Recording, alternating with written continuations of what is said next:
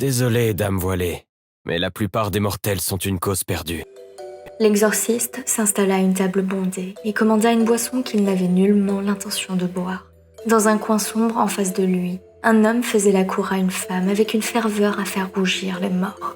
L'homme portait des guenilles de laine et de lin brut aux teintes sombres. Sa peau était marquée d'un hâle cuivré et de la rougeur d'un soleil impitoyable, tandis que ses ongles sales étaient fissurés. Un simple fermier remarqua Locke, qui avait autrefois connu une vie plus simple.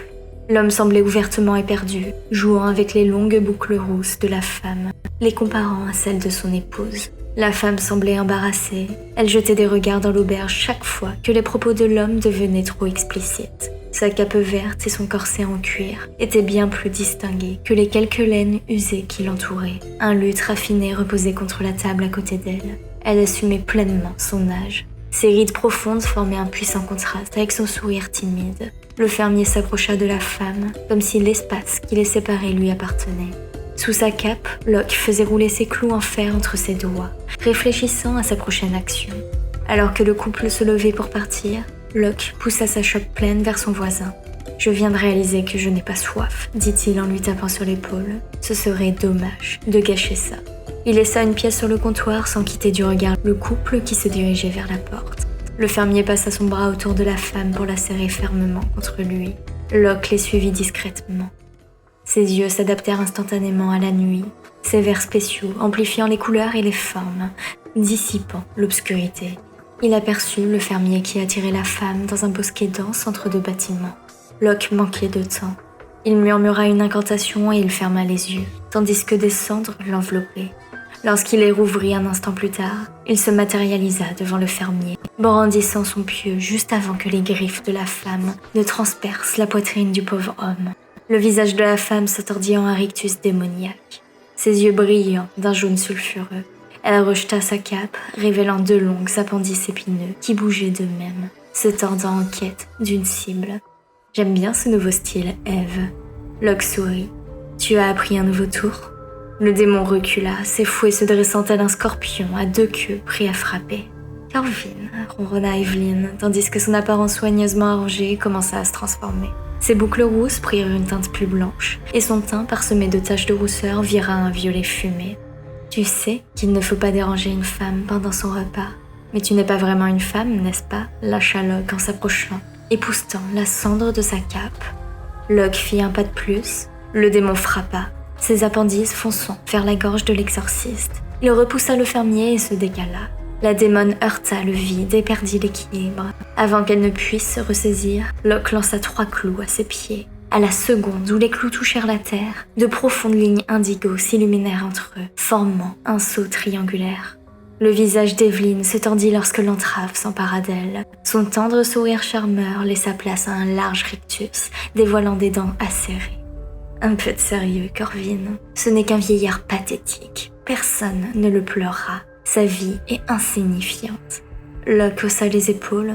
C'est à moi d'en juger. Elle se tortilla, ses longs ongles agrippant l'air. Je n'ai pas eu de repas décent depuis si longtemps. L'agonie de cet homme est si savoureuse. Son corps frissonna tandis que la faim la déchirait. Laisse-moi juste celui-ci. Tu sais très bien que tu as dépassé les bornes à Brocolo. Evelyn leva ses fouets, luttant contre la magie du sceau. Je n'avais pas le choix. Une chasseuse était à mes trousses. Locke se figea. Une chasseuse. Evelyn sourit. Tu la connais, je me trompe? Locke soutint son regard, ses yeux dissimulés derrière ses lunettes dont les verres violets renvoyaient l'éclat de la lune. À quoi ressemblait-elle? Evelyn porta une griffe à ses lèvres et détourna le regard. « Oh, je ne me souviens plus très bien, dit-elle d'une voix doucereuse. Il faisait si sombre, et j'avais si peur. » Locke fit tourner le pieu en argent dans sa main, pesant le pour et le contre, puis le glissa dans sa cape et mit les mains dans ses poches. « Dis-moi à quoi elle ressemblait et où elle est allée, et je te libère. Et tant que tu ne t'approches plus de cette ville, je te laisserai tranquille. Comme toujours. » Locke la fixa d'un regard encore plus paralysant que le sceau. Mise à nu par l'intensité de son regard, elle sentit toute volonté de se battre l'abandonner. Elle prit une grande inspiration avant de transformer à nouveau son visage. Cette femme-là avait les cheveux courts et des traits anguleux. Shona Vane se tenait désormais devant Locke. avec des yeux de démon. Il fit l'effort de rester de marbre.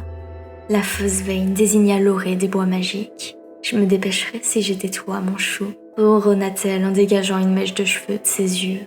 Tous les démons ne sont pas aussi patients que moi. Et cette chasseuse... Evelyn se mordit la lèvre à cette pensée. J'envie le démon qui aura la chance de goûter à sa délicieuse agonie. Locke dégagea un clou d'un coup de pied, brisant le seau. Il haussa les sourcils, la mettant au défi de bouger à nouveau. Elle le fixa un moment, puis osa se pencher, ses lèvres frôlant presque les siennes. « Tu n'es pas drôle », murmura-t-elle à son oreille, avant de disparaître dans un manteau d'ombre, ne laissant derrière elle que le silence et la fumée du seau brisé. Locke se tourna vers le fermier, qui s'était recroquevillé en boule, tremblant au pied d'un grand arbre. Il s'accroupit devant lui. « Qu'est-ce que je vais faire de vous ?» L'éclat d'une chaîne en or pendant au cou du fermier attira l'attention de Locke. Il tendit la main pour la saisir et la sortir de la chemise rapiécée. La chaîne était vieillie, mais le médaillon qui y pendait était bien poli. Sur l'arrière figurait une initiale, V. Sur sa face avant se trouvait le minuscule portrait gravé d'une femme. Locke reconnut les rides de son front, les tendres lèvres et la longue chevelure rousse qu'Evelyn arborait quelques instants plus tôt.